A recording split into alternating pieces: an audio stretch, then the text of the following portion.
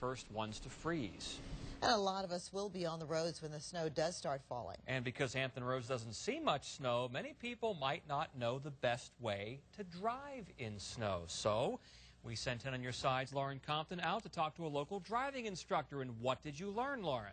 Well, first off, I learned a lot of things. But first off, there are a lot of things that you should do to your car before the snow even starts to fall. The driving instructor told us to pop your hood, take a good look at what's underneath, make sure the engine is running properly, fluids are topped off, because the last thing you want is for your car to break down during the snowy conditions. And we also learned a lot of things you can do behind the wheel to travel safely tomorrow.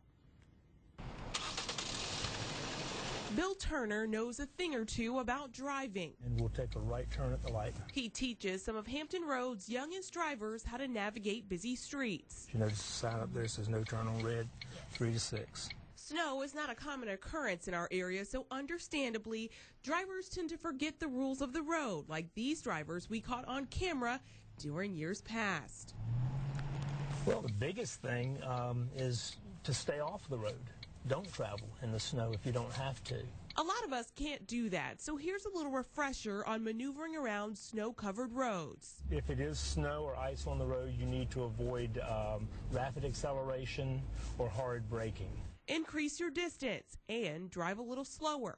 If you happen to get stuck, don't panic. Shift it into one of your lower gears, okay? And then you're probably going to want to try to rock your car out by shifting from the low gear to reverse and continue to rock it until you can get enough traction to get out. You can also sprinkle some salt or kitty litter in front of your tires to provide traction. The forecasted snow isn't expected to stay around for long, but that doesn't mean you can press the pedal to the metal when it melts. You need to look out for black ice, especially during times when the sun's going down or where you're in a shaded area. Turn left here. Take it from Turner. He knows how dangerous black ice can be. I've had one situation where we hit a patch of black ice and lost control of the car. So yes, that was a little bit scary.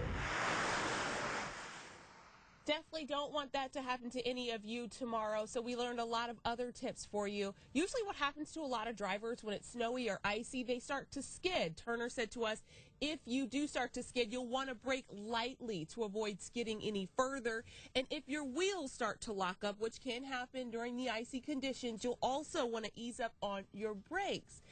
And another good tip, use low gears to keep traction, especially if you're driving during driving up hills. Now, want to give more time for driving and give more distance between you and the cars around you. Now, we have a lot more of these driving tips on wavy.com. Reporting outside of the Wavy studio, Lauren Compton, 10 on your side.